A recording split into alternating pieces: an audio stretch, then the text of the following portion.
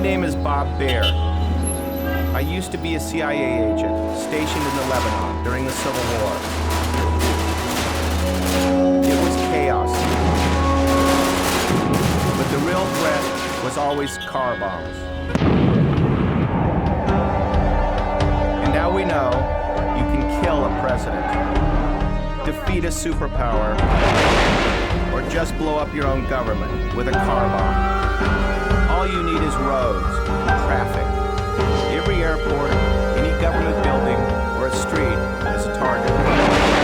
This is the film of how the century of the car turned into the century of the car bomb. How a dream of freedom turned nightmare.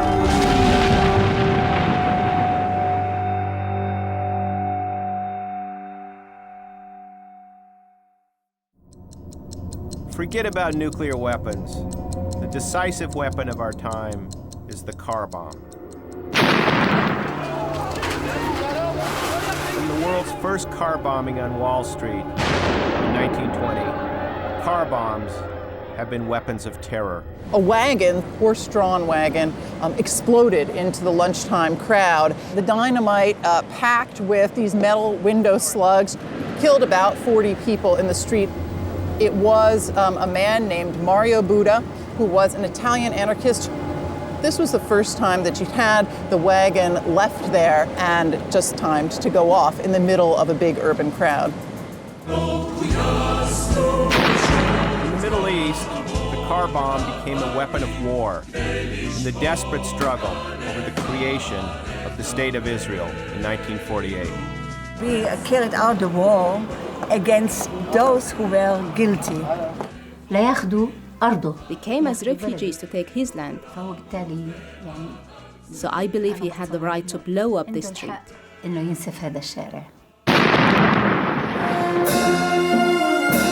for some people, car bombing was just another business technique. Given that their business was organizing the world heroin trade. My uncle's murder was the first mafia car bomb, their first act of terrorism.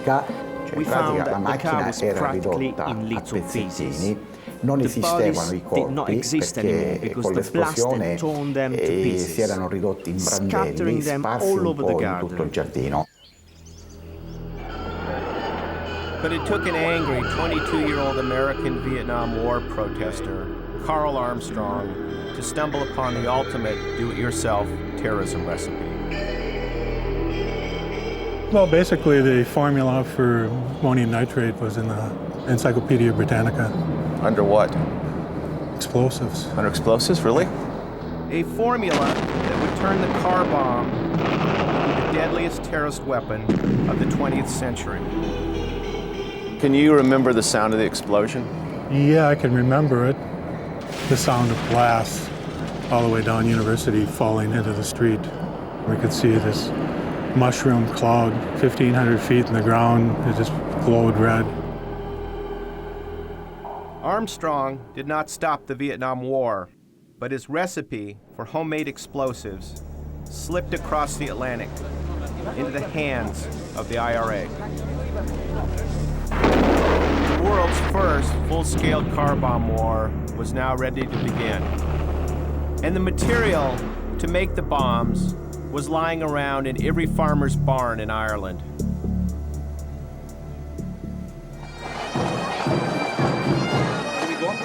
Every Easter Sunday, Irish Republicans march in Belfast to remember IRA men killed in Ireland's Troubles. The Troubles lasted for 3 decades and claimed nearly 4,000 lives. The IRA wanted to get the British out. Car bombs were the IRA's heavy weaponry, their artillery. When the Troubles broke out in 1969, the IRA grabbed whatever was at hand to fight British troops. Petrol bombs, old shotguns, and dangerous homemade explosives. Sean O'Callaghan was a senior IRA bomb maker at the time. My understanding is that the IRA was running out of explosives, and then Yeah, the IRA had great difficulty in getting hold of military or commercial explosives. You get small amounts of it. You could steal it from quarries. You could buy some on the market. The point about the ammonium nitrate was that net nitrate was probably the biggest commercial fertilizer in the Irish Republic. The government had a share in the company that manufactured it. So every farmer had hundreds of bags of net nitrate, which was really the base for all of the homemade fertilizer bombs. So it was an absolute godsend. So you emptied 4 bags into a large barrel, and then you filled the barrel with water, and then you put a big gas burner under it and you boiled it. And up to the top rose this very clear liquid. And in the morning that would have crystallized into big lumps of white crystal. And that was virtually pure ammonium nitrate. And later on that would be mixed with diesel oil. So you needed large amounts of it. You were making 2 ton a week. 2 ton a week of ammonium nitrate. How many car bombs was that? I would say the average size of the car bomb was probably about 500 pounds. So basically nothing to stop you. And as I knew farmhouses that had hundreds of tons of net nitrate had been lying there for years. The British took countermeasures to make it more difficult for the IRA to make ANFO. Simply boiling up fertilizer to make explosives no longer works. But the IRA also found ways around those restrictions and ramped up their car bomb war. This is a grave of volunteers in Belfast who died during the present struggle. This is where Michael Clark and Ann Parker are buried. They were killed with their own bomb. I knew both of them very well. You know him? Tommy Gorman was one of the IRA's top bomb makers in Belfast in the 1970s. Where did the car bomb come from? Well, I think it was a natural progression. It was so simple and so logical. If it's in a car, you can't see it. You're just parking a car like everyone else. And I think that was just the beauty of it. Tommy's job was to assemble the bombs, set the timer, before handing over the device to the bomb team, who drove the car to its target in the city center. To deliver the car bomb, who was the best sort of driver? There was people who naturally got picked because they had the steady nerve. If you got someone who was nervous, they'd maybe start to panic if they got held up in traffic. What about women? Women as well, yeah, just as good as men. Some of them are better than men. One of those women was Marion Price. I was born in Belfast. My mother and father were both very active Republicans. I joined the IRA when I was 17. 17? Yeah. You're at school? Yeah. Did you find that a bit Yeah. paradoxical, going to school and going... Yeah, and coming home, taking off your uniform and going... Was there ever an occasion when you were involved in a car bomb operation? I mean, I didn't drive at the time. I was too young. I didn't have a license. But I've been in a car that was laden with explosives that were being brought into Belfast. And we were stopped by the British Army. And at that time, we had the explosives in the door panels of the car.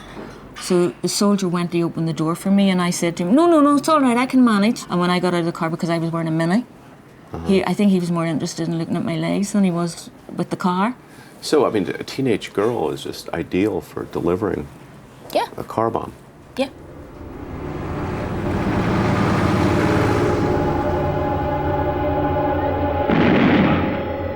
Did you ever plant a car bomb? I did, yeah. Quite a few of them, yeah. Did it kill anybody? No, there was nobody killed or injured in any of the car bombs. None of the ones I was involved in. Any. What would you have thought if you'd killed somebody? If there'd been a soldier or a policeman at the time, I'd probably been pretty happy. A civilian? And been pretty pissed off. Most of the time, the IRA called in warnings. The IRA's aim was economic terrorism, buildings, not bodies. Under their own rules, killing civilians was wrong. But planting car bombs is not an exact science. And when the IRA messed up, lots of people died.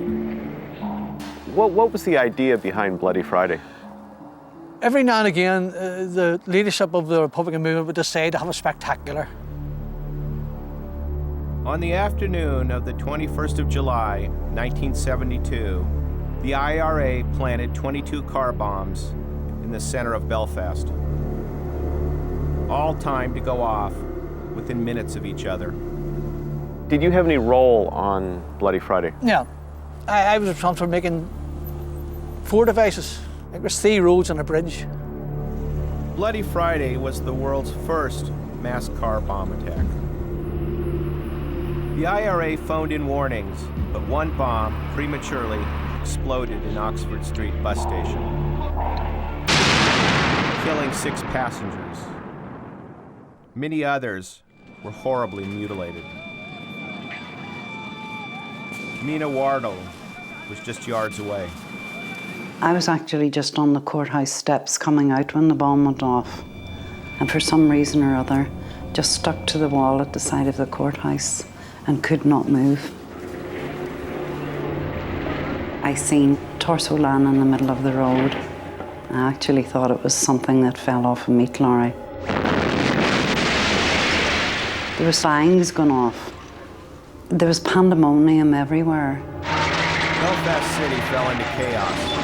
There was nowhere safe to run. We were being directed in all sorts. They didn't seem to know what was going on, either where the bombs were, exactly what was happening. Are you ashamed of what happened on Bloody Friday? Utterly, very, very ashamed. It was a terrible, terrible day. There was no way that the security forces could have cleared because the spread of bombs were everywhere.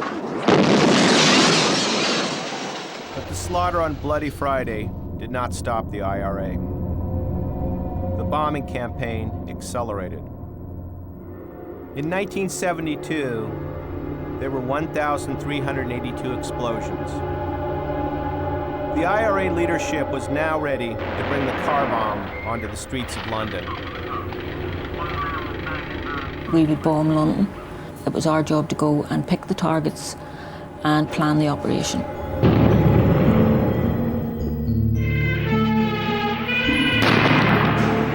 On March the 8th, 1973, the IRA attacked London for the first time and planted 4 car bombs. 19-year-old Marion Price was leader of the bomb team. We went to London, we picked various targets. We reported back to the leadership in Belfast. Then the bombs were made up here in Ireland, and we took the bombs to England on the ferries. Then on the morning that the bombs went off, the driver and the person who was to set the timer, they got up at 6 in the morning, they drove the bombs to their targets, and it was planned that by the time the bombs would go off that afternoon at 3 o'clock, we would all be home in Ireland. Marion chose 4 spectacular targets, including the Old Bailey courthouse. But the most prestigious target was New Scotland Yard. Peter Gurney, a bomb disposal officer, was on duty that day. What's the significance of this target? It has a great cachet because everyone throughout the world knows of Scotland Yard. To attack it successfully would have been a great feather in the IRA's cap. What happened on March 8th, 1973 here? And they found a Ford car parked here, and the number plates on that car did not relate to that particular vehicle. The boot lock had been tampered with, so we decided that what we would do, we would go into the boot through the rear seat. We went in, and you could see that it was packed with explosive. Gurney was alerted in time to try to defuse the New Scotland Yard bomb. But there was no such luck outside the Old Bailey. Well, it was 180 pounds of explosive. The problem was that, in fact, we'd found the explosive, but not the initiator.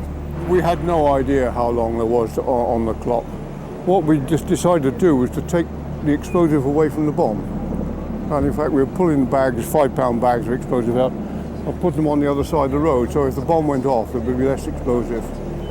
The building hadn't been evacuated, and there were faces pressed against all the windows watching us work. After a while, we came across a detonating cord leads, and they ran to underneath the front passenger seat. Inside was the clock, a battery, and the detonator. I cut the det cord leads. What was the significance of this bomb? These were the first car bombs used in England.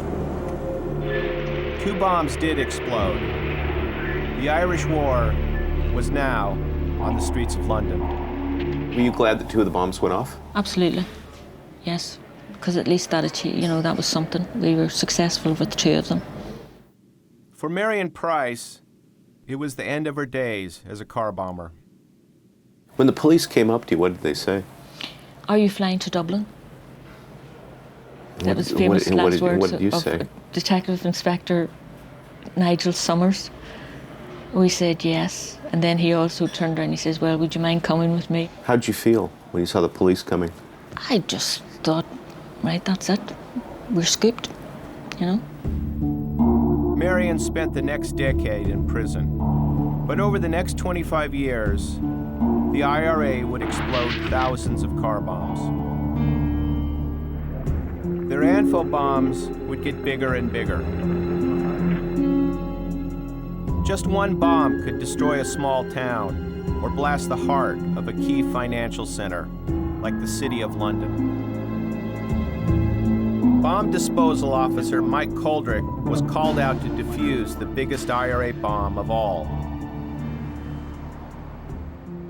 Around about 10:27 on the Saturday morning, tremendous blast from the truck out there in Bishopsgate, about 3,500 kilograms, high explosive, sent a blast wave that ripped all the windows out of the whole area. Where we're standing now, you would have had an absolute shower of death, literally hundreds of tons of glass raining down in a few seconds. And of course the blast went through all these offices, devastating them, putting them beyond use for a considerable period of time. It's a massive bomb. Ring the police. Massive. I repeat, massive. You have the message. When the bomb explodes, tell me what happens. Well, the first thing you see is what they call in bomb disposal circles the big white light. That is an intense ball of high temperature gas. Shockwave comes away from the vehicle in a spherical pattern at supersonic velocity. That would take out all the windows in the area. The vehicle itself would have been fragmented, and those metal fragments turned into high-velocity bullets and would be lethal. The IRA deliberately planted the Bishopsgate bomb on a Saturday morning, knowing that most of those city offices would be empty. It was economic terrorism. The total bill to the insurance for Bishopsgate was around about £1 billion. Imagine 20 times that amount of devastation in city centres around the United Kingdom. It would have brought us to our knees. How much did the bomb cost? Well, I don't know how much a ton of ammonium nitrate fertiliser is, but let's say it's £100. So there you've got about £300 for the explosive, £5 to £10 for the timing devices, and then you've got the vehicle itself. Which was stolen.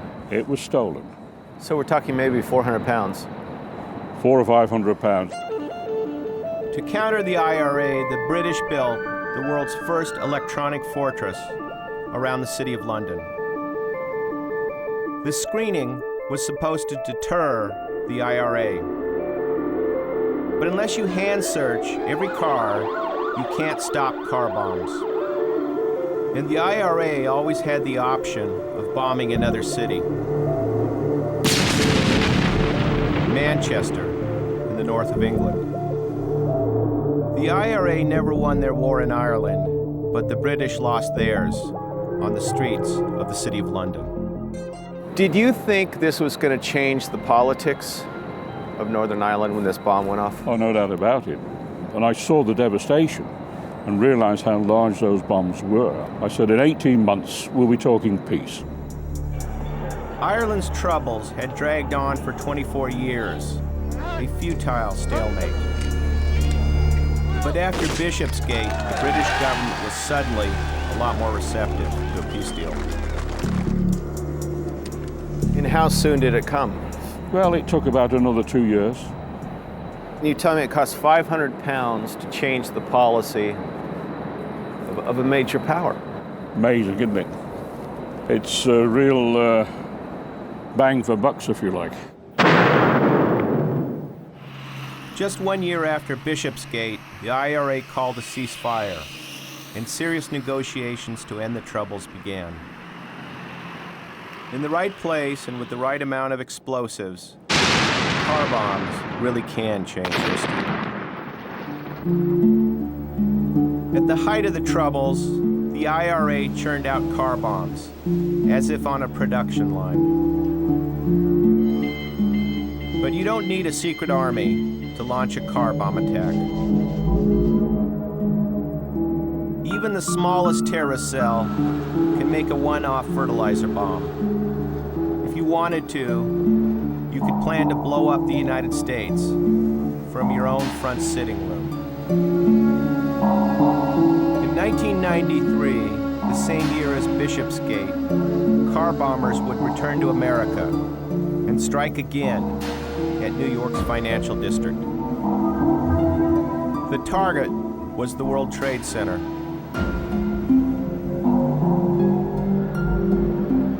On Friday, February 19th, a massive explosion ripped through the underground parking garage of the North Tower.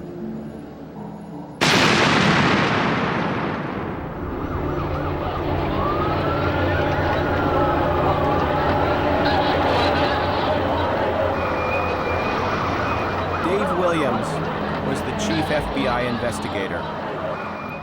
Where we walked into the Trade Center, it was kind of like walking into a cave. Odd sounds. You could hear people hollering, screaming in the background, and rescue workers. Basically, you had a crater that was 5 stories deep.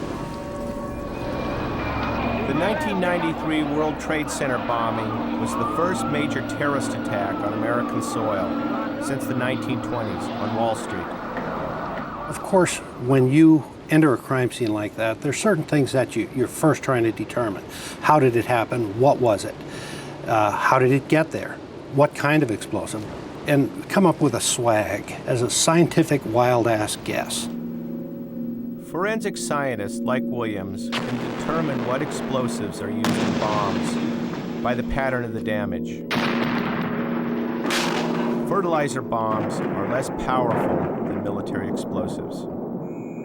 By looking at that kind of damage, by the way the concrete was broken into larger pieces rather than pulverized into fine dust, I estimated that it was an explosive that had a velocity of detonation of approximately 15,000 feet per second. We're looking at fertilizer-based explosives. I guessed 3/4 of a ton of explosives. How's it going to get there? It was probably brought in there in a van. Who makes 1-ton vans? Ford, General Motors, and Dodge. Both GM and Dodge couldn't make that clearance. So within that first 45 minutes, I'm able to decide that it was a Ford 1-ton utility van. Williams' swag would prove stunningly accurate. But of course, the investigators still had to find the remnants of the actual bomb vehicle amidst the mass of dangerous debris. The FBI was in charge, but local police forces, like the New York City Bomb Squad, were part of the team. Don Sadawi was sent into the bomb crater on Sunday afternoon, 48 hours after the blast, to help a forensic chemist team take samples. I took the team to an area that nobody had disturbed, and it was on the far end of the crater. You just didn't walk down a ramp and say, oh, let's walk over here, or let's take the stairs down. They were gone. They were completely blown out, and what wasn't blown out was filled with huge pieces of debris. Dave Williams gave specific orders not to touch or move any items that we found down there. But then Sadawi spotted a strange metal fragment, crumpled and twisted by the power of the explosion. What was unusual was the damage. It was so ripped and twisted. I've been to scenes in organized crime where people were killed with car bombs and completely blew a car up, but I've never seen the undercarriage blown out into pieces as I was looking at there. So I knew that this had to be either right next to or possibly the vehicle that would bring such a large vehicle bomb in here. And I took my glove off, and as I ran my thumb inside, I could feel it like an encryption. It was a star shape, letters, letters, numbers, numbers, numbers, and then it ended in a star shape. And I knew that this was a confidential VIN number. Confidential vehicle identification numbers are inscribed on different parts of a car by the manufacturer to help police identify stolen vehicles. At that point, I made a decision, and I said to the team, we have to take these pieces out of here. I know it's against orders. And I see Don and Joe carrying a stretcher out. I'm thinking, uh-oh. As I get closer, I see that they had a piece of metal on this stretcher. I started to raise hell because they were moving evidence before we were up and running with an evidence control center. He was yelling at me quite a bit, and it just got to the point where I couldn't say anything. What was he saying? He was just very angry. You know, you violated orders, and if you're going to act like a cowboy, you know, you'll be removed from this investigation. And he was very upset, very upset. But soon forensic teams confirmed Sadawi's hunch. It was now just 50 hours from the time of the explosion, and the hunt for the bomb van and the bombers was rolling. And that led to a break in the case. That was obviously a great break in the case because we were able to trace the number back as a Ford Econoline van owned by Ryder Rental Agency and traced that particular van to Jersey City, where it was last rented to an individual by the name of Mohammed Salome. Salome was part of a small cell of Islamist terrorists, incensed by America's support for Israel. The attack on the World Trade Center was their declaration of war. Incredibly, Salome had used his real name when renting the truck. And then, in a clumsy attempt to retrieve his cash deposit, had reported the truck stolen. He needed the money to pay for an air ticket to flee the country. But by quickly tracing the VIN number, the FBI were waiting at the rental agency. I believe the deposit for the Ryder truck was somewhere in the area of $425. And in the end, when we had FBI agents behind the counter negotiating with him, he ended up leaving with less than half of that deposit, and he was happy with it. Typical federal government, I guess. Don't give you all your money back. Salome was arrested. The trail led to a storage facility packed with bomb-making equipment. But the real mastermind, the bomb maker, Ramzi Youssef, had fled to Pakistan on the night of the World Trade Center bombing. Ramzi Youssef was basically the lead explosive instructor in Afghanistan, teaching other folks